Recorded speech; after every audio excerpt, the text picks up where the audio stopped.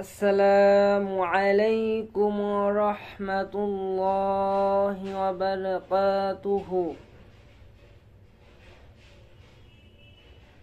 সমস্ত প্রশংসা ওই আল্লাহ তাআলার জন্য, যে আল্লাহ তাআলা আমাদেরকে সৃষ্টি করে কত সুন্দর করে দুনিয়াতে পাঠিয়েছেন। সেই আল্লাহ তাআলার জন্য শুকরিয়া যাপন করি, আলহামদুলিল্লাহ।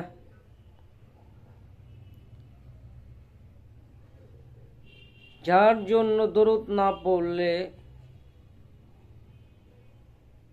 মুসলমানের ইবাদতই কবুল হয় না, সেই নবী হযরত মুহাম্মদ সাল্লাল্লাহু আলাইহি ওয়াসাল্লামের দরুদ পড়ি, সাল্লাল্লাহু আলাইহি ওয়াসাল্লাম।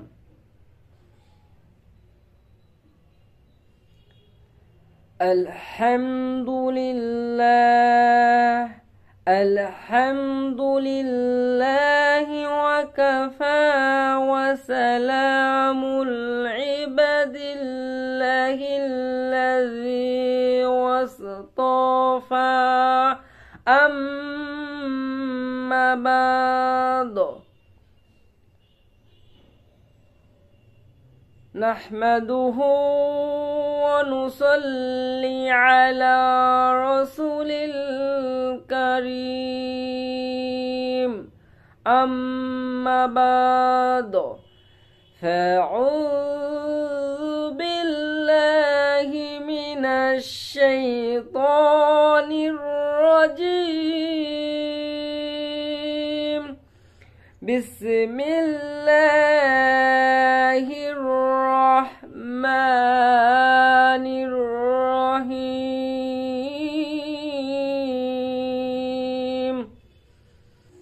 আল্লাহুম্মা সাল্লি আলা মুহাম্মাদ ওয়া আলা আলি মুহাম্মাদ কামা সাল্লাইতা আলা ইব্রাহিম ওয়া আলা আলি ইব্রাহিম إنك حميد مجيد. اللهم بارك على محمد وعلى آل محمد كما باركت على إبراهيم وعلى آل إبراهيم إنك حميد مجيد. يا أيتها النفس المطمئنة ارجعي إلى ربك راضية مرضية فادخلي في عبادي وادخلي جنتي.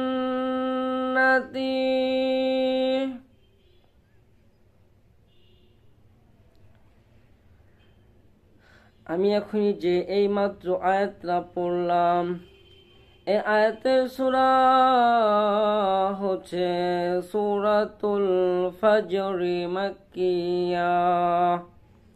এই সূরাটি আমার নবী হযরত মুহাম্মদ সাল্লাল্লাহু আলাইহি ওয়াসাল্লাম এর কাছে মক্কা নগরীতে এই সূরা নাজিল হয়েছে। এই সূরার আয়াত নাম্বার 29 আয়াত নম্বরে আল্লাহ তাআলা বলতেছেন, ফাদখুলি ফি ইবাদি।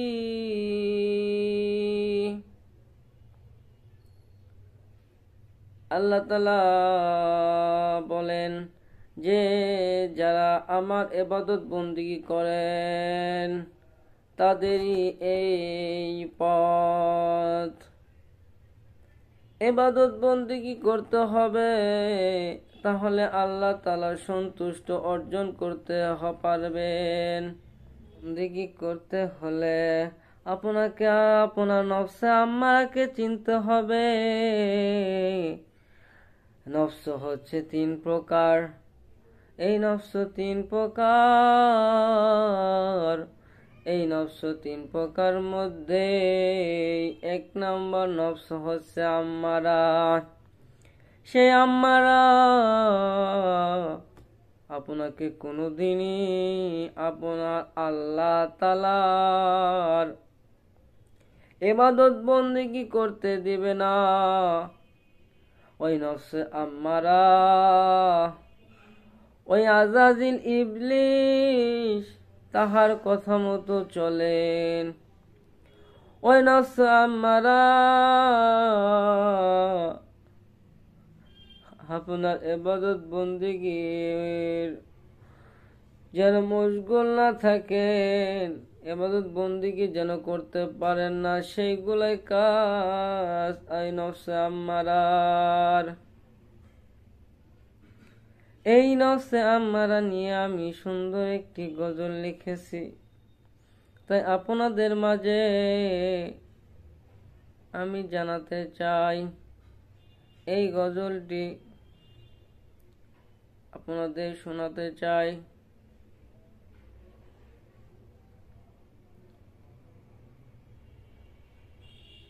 হে মানুষ যে চলে নফসে আম্মারারি হুকুমে, হে মানুষ যে চলে নফসে আম্মারারি হুকুমে, সেই চলে শয়তানেরই হুকুমে, সেই চলে শয়তানেরই হুকুমে। হে মানুষ যে চলে নফসে আম্মারারি হুকুমে,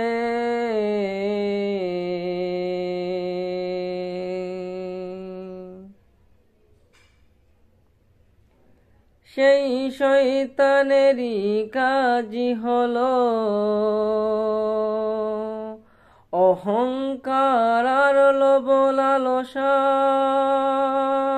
মানুষেরই অনিশ্চিত করা।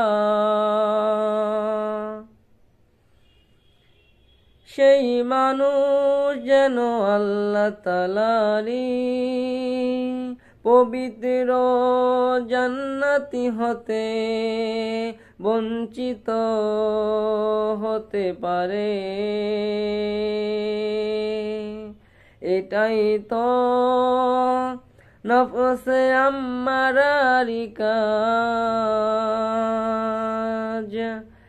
এটাই তো শয়তানেরই কাজ, এটাই তো নফসে আম্মারারি কাজ, এটাই তো শয়তানেরই কাজ। হে মানুষ যে চলে নফসে আম্মারারি হুকুমে, মানুষ যে চলে নফসে আম্মারারি হুকুমে।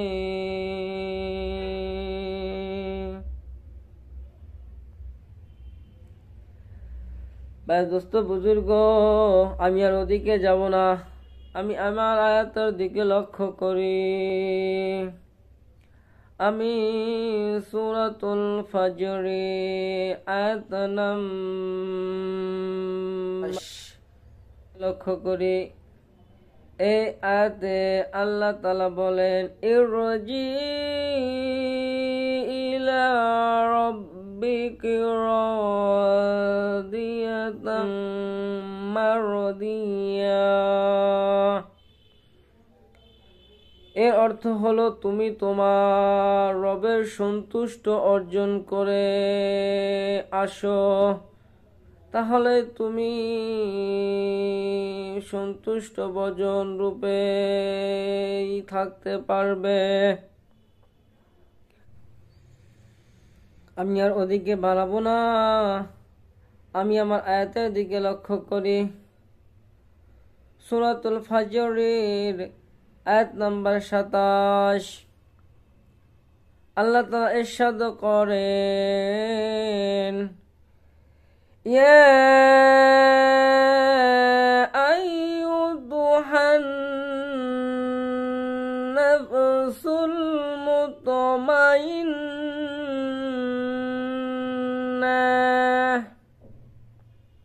আয়াতের অর্থ হচ্ছে আল্লাহ তাআলা বলেন যে নফসে মুতমাইন্না স্তরে যে আসতে পারবেন তারা আল্লাহ তাআলা সন্তুষ্ট অর্জন করতে পেরেছেন।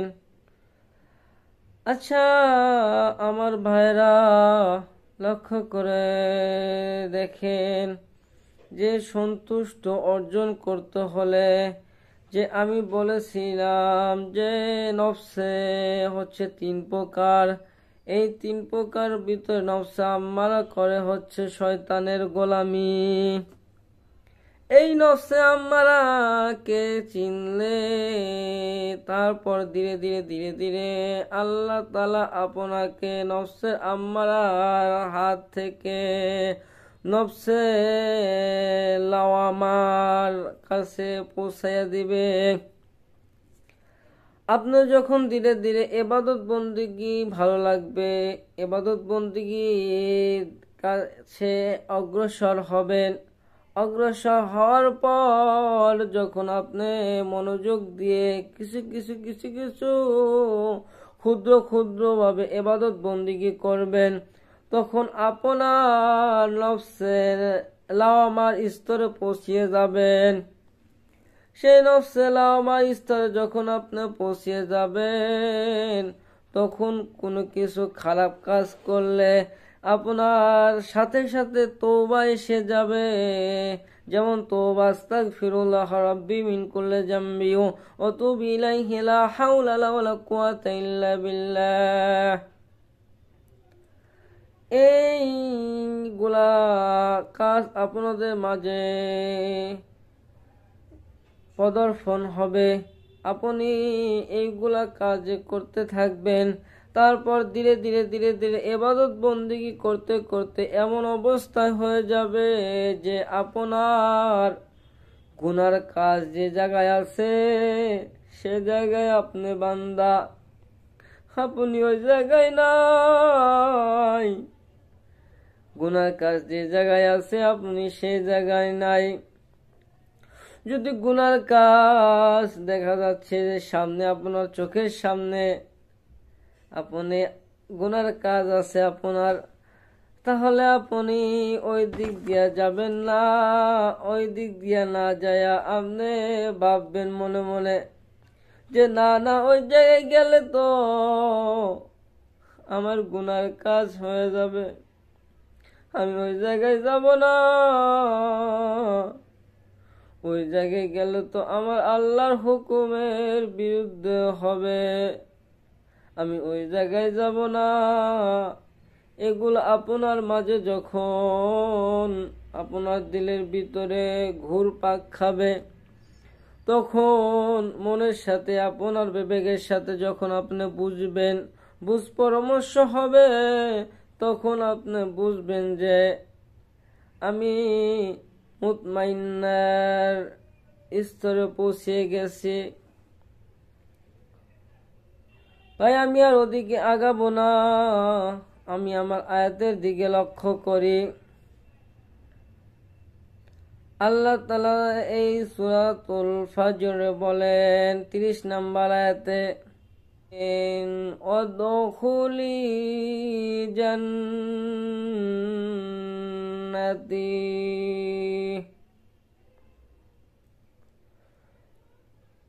আল্লাহ তাআলা বলেন যে এই সূরার অর্থ হচ্ছে, যখন আপনি মুতমাইন্না স্তরে পৌঁছে যাবেন তখন ধীরে ধীরে আপনার আত্মাকে আপনি পরিশুদ্ধ করলেন, এমন ভাবে পরিশুদ্ধ করলেন যে আপনার ভিতরে গুনাহের কাজ কোনো অংশই নাই, গুনাহ কাজ আপনি করেনি না। আল্লাহ তাআলার ভালো একটা বান্দা হয়ে গিয়েছেন। আবার আল্লাহ তাআলা ইরশাদ করেছেন যে যে ব্যক্তি আল্লাহ তাআলা হুকুম মতো চলিয়ে আল্লাহ তাআলা মানুষের ভিতরে যে রূহ দিয়েছেন এই রূহকে প্রশান্ত করেছেন, সেই জান্নাতে যাবেন।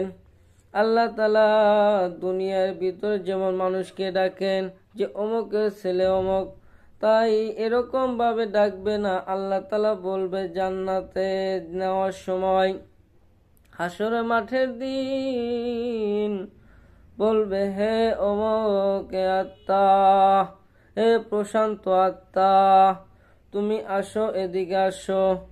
এরকম করে আল্লাহ তাআলা ডাকবেন। তাহলে বোঝা গেল যে আমাদের করতে হবে নফসে মুতমাইন্না স্তরে পৌঁছিলেই তাহলে ধীরে ধীরে আর প্রশুদ্ধ করতে পারবো।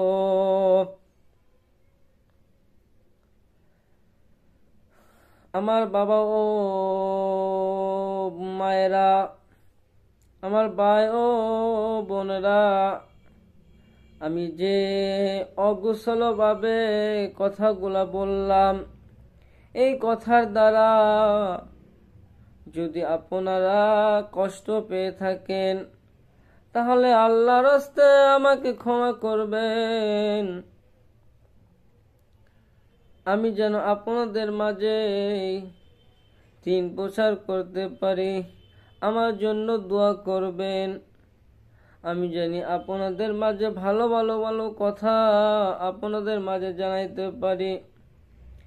আর আমি দোয়া করি যাকে দেখলে স্বপ্নে যুগে এই জাহান্নাম